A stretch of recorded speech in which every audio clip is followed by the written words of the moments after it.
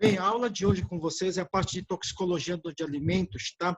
Onde a gente irá conversar com vocês sobre três compostos, três agentes tóxicos, tá? Que estão presentes dentro e são estudados dentro da toxicologia dos alimentos, que são a parte das micotoxinas, dos metais pesados e dos praguicidas aqui, tá? Então, o que nós temos que entender? Que a toxicologia de alimentos ela tem como finalidade, tá, estudar aqui o efeito tóxico, tá bom? Que é resultante da interação de alguma substância química, tá? Ou seja, de um agente tóxico que está presente no alimento e que possa causar alguma interferência, algum malefício ao nosso sistema biológico. É isso que a gente tem que entender, é isso que a gente tem que saber do objetivo da toxicologia de alimentar, tá? Que nada mais é do que o estudo nocivo da ação ou da interação de um agente tóxico com o alimento, causando algum efeito no nosso sistema biológico. As principais causas da intoxicação alimentar podem ser diversos tipos, como, por exemplo, o simples fato do indivíduo sair para comer já faz ele se expor ao risco de se intoxicar, tá, por alimentos, tá, que possam ser preparados ou manufaturados em outros lugares, como também a própria questão de se levar o alimento em si para outros destinos, tá? Sem haver o devido cuidado e o devido armazenamento, podem também fazer com que esse alimento se degrade, se deteriore e possa causar proliferação de certos tipos de toxinas. Tá?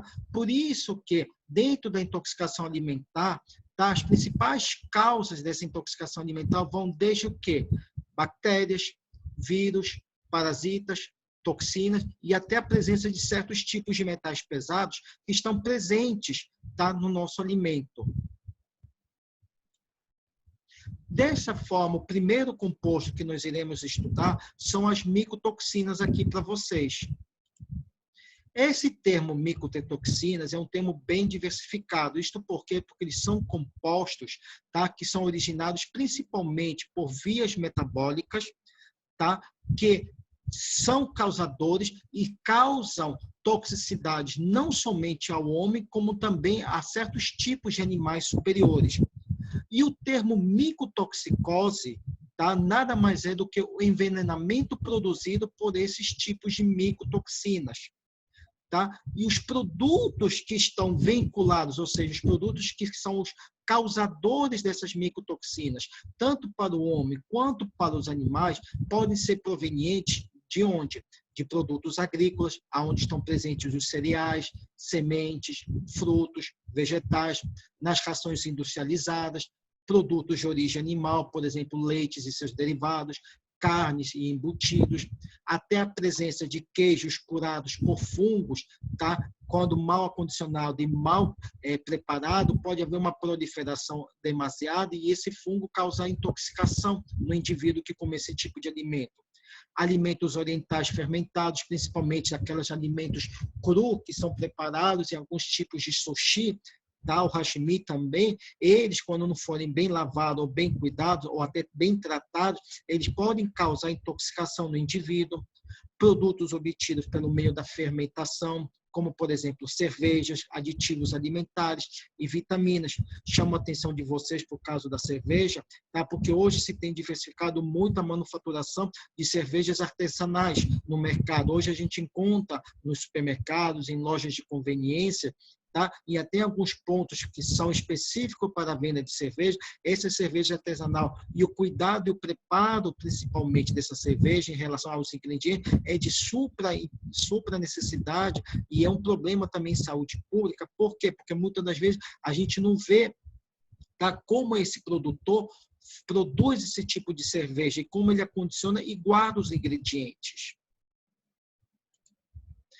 Dessa forma, a formação dessas micotoxinas, elas podem ser de dois tipos, elas podem se dividir de dois tipos. Elas podem ser micotoxinas que podem ser que podem ocorrer antes da colheita, ou seja, são fungos que estão presentes no campo, por exemplo, do gênero Fusarium, do gênero Aspergillus, tá? E aqueles que atacam após a colheita, ou seja, são aqueles que estão presentes durante o tempo de armazenamento, o tempo de produção, tá? Desses alimentos, como, por exemplo, do gênero Penicillium e do gênero Aspergillus também. E as condições que fazem com que essa micotoxina ela consiga se desenvolver são de 3 tipos. Primeiro, a umidade, o pH, que é o segundo, e o terceiro, que é a composição química do alimento. Em relação à umidade, a ausência de água, que é um elemento necessário aqui, faz com que o alimento elimine, ou seja, ele evite o crescimento do fungo. Nós sabemos que aqui a região norte é uma região quente e úmida, ou seja, o teor úmido aqui é bem elevado. Então, faz com que certos alimentos que precisem de água, eles sejam ricamente fornecidos por esse alimento e favoreçam a proliferação e torne-se uma condição de proliferação para certos tipos de fungo. A mesma coisa vai para o pH. Por quê? Porque os fungos, eles crescem numa faixa de pH que vai de 2 a 8. E os principais fungos, que são aqueles que são os produtores de aflatoxina, eles crescem numa faixa de pH que é de 5 a 7, ou seja, quase chegando ao neutro, tá? Favorecendo assim sua condição de crescimento e de proliferação. Até a própria questão da composição química, isto porque alimentos que apresentem um alto teor, principalmente daqui de carboidrato, eles conseguem Eles conseguem produzir altos teores de alfa-toxina do que aqueles que são considerados oleaginosos, que aqueles que são alimentos, tá, ou ingredientes que apresentem um alto teor de proteínas, aonde a proteína consegue inibir a produção dessa aflatoxina também. E os tipos de micotoxinas estudadas dentro da toxicologia ocupacional, nós destacamos o principal grupo delas, que é o grupo das aflatoxinas. E essas aflatoxinas, elas têm que ser entendidas aqui como um grupo de micotoxinas que tem como principal ação tóxica, tá? O efeito hepatocarcinogênico, tá bom? E elas foram isoladas principalmente nessa espécie do gênero Aspergillus, que foi o Aspergillus flavus. E hoje nós observamos que, além do Aspergillus flavus, que foi a primeira espécie de fungo que foi estudada, isolada e responsável pela produção de aflatoxina, olha o tanto de outras espécies do mesmo gênero, tá, Aspergillus, que também produzem aflatoxinas. Além dessa, nós também temos o que? Do gênero Penicillium, também temos do Rhizopus, que também produzem esse tipo de aflatoxina aqui. Tá? E olha que interessante. Oi, fala, Davi, pode falar. Só uma dúvida. Só me conceitua o que é a micotoxina, por favor. A micotoxina ou a aflatoxina? Mico. Tá. Vou voltar aqui para você, só para todo mundo entender. Tá indo um pouco corrido, tá, professor? Desculpa. Tá bom, então. Tá. O termo micotoxina, para todo mundo entender, tá ok? Ela o que é? Ela abrange sérios compostos, tá? São sérios compostos originados de diferentes precursores e de vias metabólicas, tá ok? Sim. Esse é o termo de micotoxina. São o quê? São compostos originados de diferentes precursores e vias metabólicas produzidos por certos tipos de organismos. Por exemplo, os fungos, tá? Que causam tipos de toxicidade tanto para o homem quanto para os animais superiores. Certo, professor. Ficou alguma dúvida aí, Davi? Não. Agora, esses produtos agrícolas e esses outros aqui de 1 a 6, eles fazem parte da micotoxina, é isso? Esse de 1 a 6, não, aqui são aonde a gente são provenientes, aonde a gente pode encontrar essas micotoxinas. Onde pode encontrar. Exatamente, aonde a gente pode encontrar essas micotoxinas, tá ok? A gente pode encontrar nos produtos agrícolas, como, por exemplo, cereais, sementes, nas rações industrializadas, nos queijos curados por fungos, em alimentos orientais fermentados e até em produtos obtidos por fermentação, como, por exemplo, a cerveja artesanal. É onde a gente pode encontrar essa micotoxina. Tá, agora deixa eu lhe perguntar. Pode O senhor perguntar. falou também em alimentos embutidos, certo?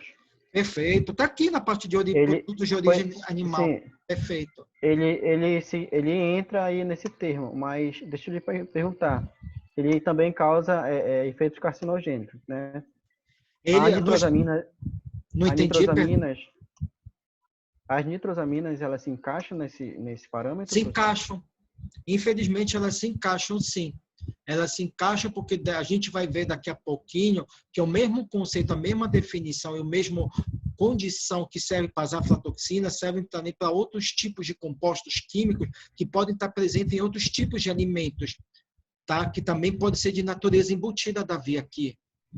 Oh, Por exemplo, certo, aquela professor, estou carne entendendo. enlatada, aquela salsicha enlatada que a gente de vez em quando compramos no supermercado, aquilo é rico em Uhum. nitrosamina, porque a nitrosamina não deixa de ser um conservante alimentar aqui. Certo. Eu cheguei a fazer um trabalho aí sobre essa substância. Até, eu acho que muitos aqui também gostam, tá? Daquela sardinha enlatada, daqueles mais de sardinha enlatada, como também o atum enlatado. Verifica o teor de nitrosamina, que é maior nesses tipos de marisco do que na própria carne, do que na própria salsicha. Na verdade é porque é o nitrito e o nitrato, né, professor? Exatamente. E o problema da nitrosamina é que quando ela passa da validade ou sofre alguma ação, por exemplo, algum choque mecânico, ela pode gerar um processo de putrefação, até de degradação dessas nitrosaminas, tá? Que fazem com que elas virem conteúdos essenciais para a proliferação de bactérias. É, Principalmente do gênero Staphylo ou Strepto, em algumas condições até de pseudomonas, já foi estudado isso, dependendo da condição de temperatura até. tranquilo, professor, obrigado. Tá, joia? Alguma dúvida mais, meninada? Maria, Christian, Tudo certo, Rani, professor? Mari, Elda, Tranquilo, professor. tá, então, Boa noite, professor. boa noite, tudo bom? Como é que você tá? Tudo bem. E você? Tranquilo. Bem, a gente parou aqui. Graças a Deus. Então, vamos lá. Então, retornando aqui, essas aflatoxinas são um tipo de micotoxinas que são tá, originadas pela ação de certos tipos de fungos que têm como principal ação tóxica e efeito tóxico o quê? Um efeito hepatocarcinogênico. Tá, ok? E nós observamos que existem vários tipos de gêneros que estão inseridos, tá, nessa produção desse tipo de micotoxina, como, por exemplo, o gênero Aspergillus, sendo que a principal espécie aqui causadora é o Aspergillus flavus, tá? Mas, só que nós também observamos que há um outro tipo de espécie, tá? Que é o Aspergillus parasito, que ele é predominante principalmente nos países tropicais e subtropicais. E ele é encontrado aqui no Brasil, principalmente também aqui na região norte, na região também centro-oeste, que é esse Aspergillus parasitus, que ele produz aqui um tipo de aflatoxina, tá? Que são esses 4 subtipos aqui. Subtipo B1, subtipo B2, subtipo G1 e subtipo G2. Tá? O que significa dizer que é uma que essa espécie de fungo é produtora desse tipo de aflatoxina B1, B2, G1, G2? É como nós vamos caracterizá-lo através de uma análise qualitativa feito através de cromatografia em camada delgada, em que nós observamos a presença, tá, dessas colorações, porque o B1 e o B2 significa azul 1 e azul 2, que vem do inglês blue 1 e blue 2, tá? Que estão presentes na minha análise qualitativa, e a mesma coisa para G1 e G2, que significa verde 1 e verde 2, que vem do inglês green 1, green 2. Tá? E são colorações esverdeadas que a gente consegue identificar na placa. Se não tivesse acontecido toda essa pandemia, toda essa situação, nós teríamos feito uma prática dessa feita em alimento, para vocês observarem como é feito, como a gente faz a análise dela. tá? Agora, isso é para o gênero, para a espécie, perdão, tá? Para aspergilos parasitos. Já para a espécie Aspergillus flavus, nós observamos que essa espécie de fungo aqui, ela produz dois tipos de coloração, que é a B1 e a G1, que é característica dela. Então, quando a gente observa numa placa, tá, seja proveniente de uma análise de por exemplo, de um determinado alimento, se tiver B1 ou G1 fluorescente, ou seja, presente na placa, eu posso deduzir, eu posso sugerir aqui, tá, que sejam Aspergillus flavus aqui. E quando nós observamos que são as 4 colorações aqui, que eu acabei de mencionar para vocês, nós sugerimos aqui para vocês que sejam um Aspergillus parasitus aqui presente. Ficou entendido essa parte aí para vocês?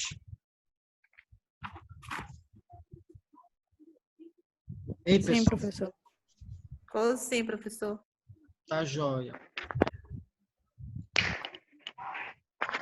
Agora, os alimentos, tem alguns tipos de alimentos que eles são suscetíveis aqui para a presença e para a exposição desses tipos de aflatoxina.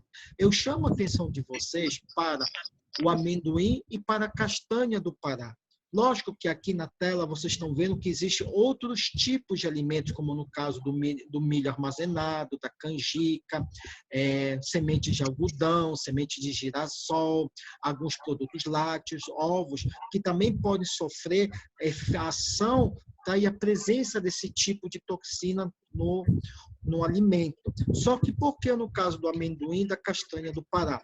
O amendoim, porque a gente encontra o amendoim nas feiras livres, nos supermercados, até nos ambulantes que vendem nas esquinas de certas avenidas aqui da capital, a gente encontra eles vendendo esse tipo de alimento. Ou seja, é um alimento altamente comercializado, tá bom? E no caso da castanha do Pará, é por causa principalmente de ser um alimento que é de extrema importância para exportação para o Estado, tá? Mas ele é sujeito, tá ok? A contaminação pelas aflatoxinas, tá bom? E dentro dos animais que são suscetíveis à ação, ao efeito dessas aflatoxinas, nós classificamos essa suscetibilidade de acordo com o quê? De acordo aqui, principalmente com a DL50, ou seja, com a dose letal, tá, mínima que esse animal pode ingerir de certos tipos de alimentos, por exemplo, rações, tá, que não vão causar morte para ele ou causar morte para ele.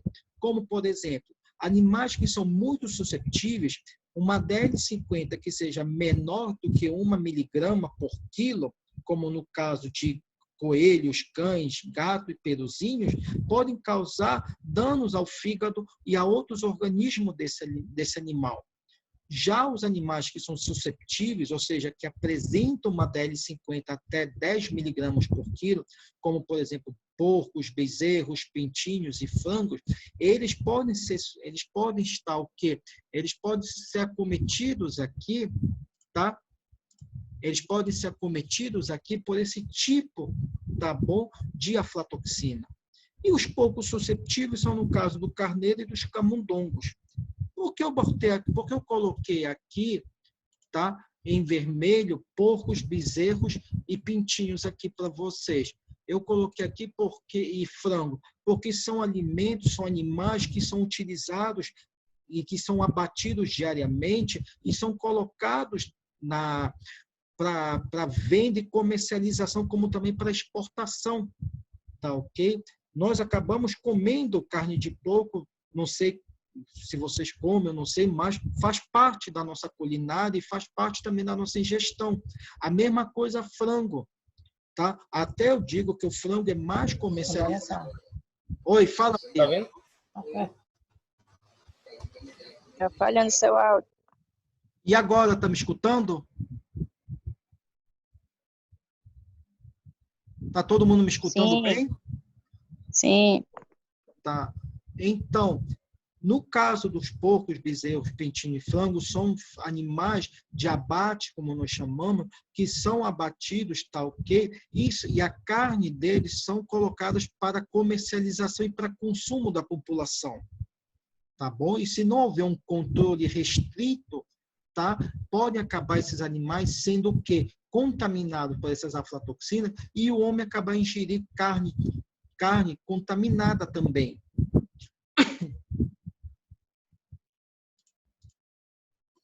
Dessa forma, os tipos de aflatoxina, existem já 13 tipos de aflatoxinas catalogadas, sendo que o tipo B1 aqui é a mais tóxica desses subtipos de aflatoxinas. Como eu falei para vocês, a aflatoxina B1 e B2 ela é produzida tanto pelo flavos, pelo aspergiloflavos, quanto pelo parasitos. E no caso do parasitos, a gente observa que ele produz mais o quê? O subtipo G1 e o subtipo G2. E existe também um terceiro subtipo de aflatoxina, que é a aflatoxina do tipo M1, essa bem aqui, que é um metabólito produzido, tá, a partir da aflatoxina B1. E ela é muito vista principalmente aonde? Principalmente no gado, tá? O gado que se alimenta aqui, tá, ele consegue metabolizar esse tipo de aflatoxina B1, que se converte em aflatoxina M1, e essa M1 aqui, ela consegue ser secretada e consegue estar presente principalmente aonde? Principalmente no leite. Tá? Por isso que tem que haver um cuidado enorme na fiscalização e no controle, tá? Principalmente de derivados do leite, tá? de bubalina, de bovinos, tá? Para não causar essa intoxicação para o ser humano. Como também os próprios derivados do leite bovino aqui. Com isso, os principais efeitos patológicos vistos por conta da aflatoxicose, e essa aflatoxicose ela tem que ser entendida e definida como uma intoxicação que é resultado da ingestão de aflatoxinas em alimentos e rações contaminadas. Tá bom? Além disso, tá? Nós observamos também aqui que o efeito patológico dessas aflatoxinas, ela vai depender principalmente disso daqui, da dose e da frequência com que tanto o animal ingere esse tipo de alimento, esse tipo de ração, quanto também o próprio homem ingere esse tipo de alimento. Por quê? Porque ele pode causar aqui alterações em alguns órgãos no homem que são vitais, como também pode causar, tá, alterações mais severas, principalmente no fígado do homem. Por isso que ele tem um efeito hepatotóxico aqui. Só para ilustrar para vocês, essa aqui é a estrutura química da aflatoxina B1 para vocês, aonde eu coloco a fórmula química, o nome, peso, propriedade física, ponto de fusão, a fluorescência, tá? A DL50, que é até 0,364 miligramas por quilo, tá? De dose oral, tá? Isso em pato adulto, tá? Pode causar alguma alteração, tá? No organismo desse animal.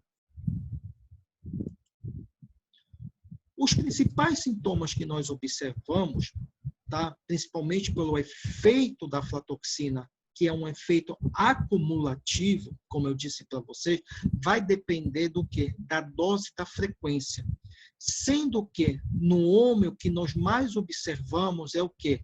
Imunossupressão, síndrome de Rey, câncer primário, tá, o que esse câncer primário visto no fígado, e hemorragias e até o óbito do indivíduo aqui.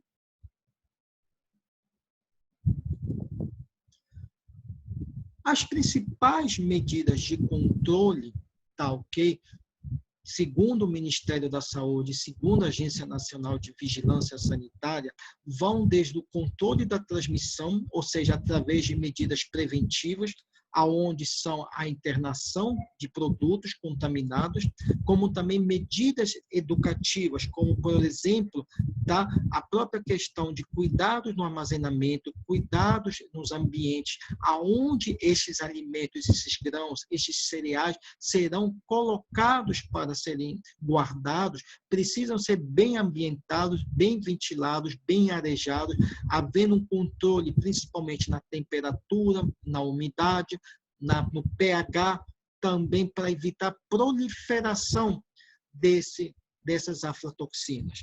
O maior problema hoje que nós temos sobre aflatoxinas, além do que eu acabei de falar para vocês, que estão inseridas dentro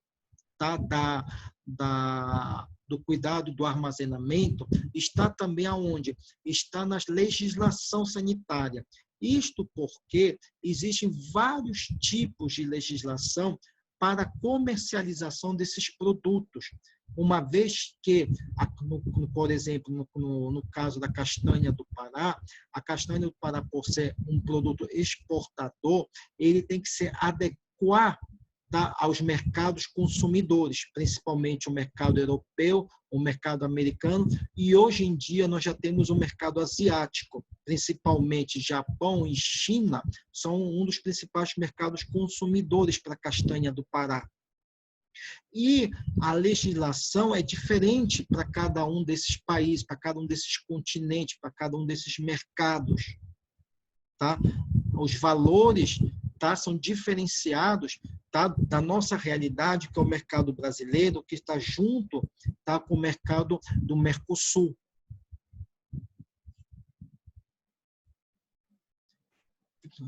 Pergunto para vocês, dentro dessa parte de micotoxinas, ficou alguma dúvida para vocês? Querem que eu fale alguma coisa a mais? Ficou alguma coisa ficou alguma dúvida? Ficou alguma coisa que não esteja claro para vocês? Para mim foi tudo ok. Bem entendido, professor. Hein? Laís. Oi, Laís, tudo bom? Lucélia, Lohana, Maria José.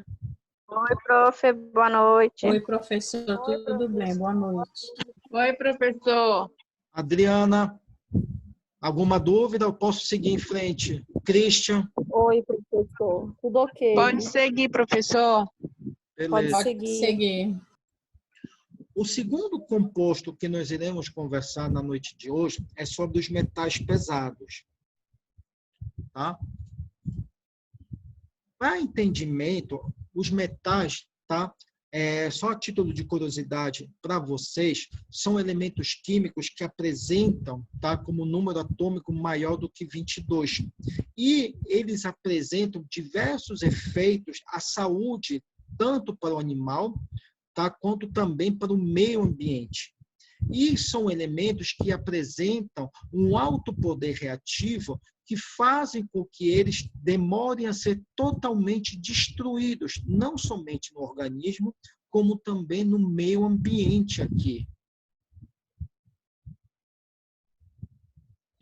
E esses metais pesados, eles podem ser classificados em 3 tipos, em elementos essenciais, como, por exemplo, sódio, potássio e cálcio, são exemplos, que fazem parte da constituição bioquímica de algumas células nossas e de algumas membranas nossas.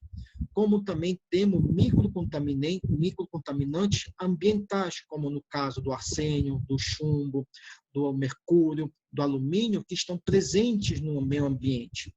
E também temos aqueles que são essenciais e, ao mesmo tempo, eles são microcontaminantes, como, por exemplo, o cromo, o ferro, o manganês, que fazem parte de algumas estruturas celulares nossas. Na saúde, nós observamos o quê? Nós observamos que a maioria desses metais, eles podem interagir com seres vivos presentes no meio ambiente, como também eles podem também fazer parte de ecossistemas, tá? Mas só que em alguns momentos, em alguns casos, devido à séria intoxicação, devido a sérias poluição, eles podem afetar esse ecossistema e podem também interagir com os organismos vivos presentes nesses ecossistemas, nesse meio ambiente, tá? Participando, tá? De forma direta ou indiretamente do metabolismo, tá? E da formação, tá? De algumas macromoléculas ou biomoléculas, como vocês querem chamar, tá? Que estão presentes no nosso organismo, como, por exemplo, enzimas, vitaminas e pigmentos respiratórios. Está dando para acompanhar? Estou indo rápido ou está todo mundo entendendo? Hein, pessoal? Tá dando para acompanhar. Tá? Perfeito. Além disso, os metais pesados, eles possuem um grau de toxicidade. E, de acordo com esse grau de toxicidade, eles podem ser classificados em metais que podem ser altamente tóxicos, tá? Também podem ser classificados como tóxicos, mas são aqueles metais que são ricos em contaminação, tá? E se restringe principalmente ao quê? Ao trabalho na indústria. Como também nós temos certos tipos de metais que são úteis para o nosso organismo, só que são úteis para o nosso organismo em pequenas quantidades, tá?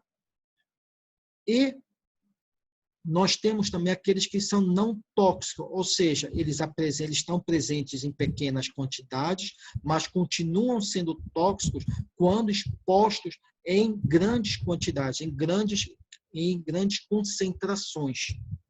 Está faltando 1 minuto aqui. Quando cair, eu vou mandar um novo link para vocês entrarem, tá bom? Tranquilo. O primeiro composto, o primeiro metal que nós iremos conversar com vocês é sobre o mercúrio. O mercúrio, também chamado, tá, de forma, um outro sinônimo dele, se chama de cinábrio. E ele se apresenta em 3 formas. Nós temos o sal de mercúrio, que é o sulfato de mercúrio, que ele foi muito utilizado, ainda é muito utilizado em alguns tipos de pinturas. Temos o mercúrio metálico,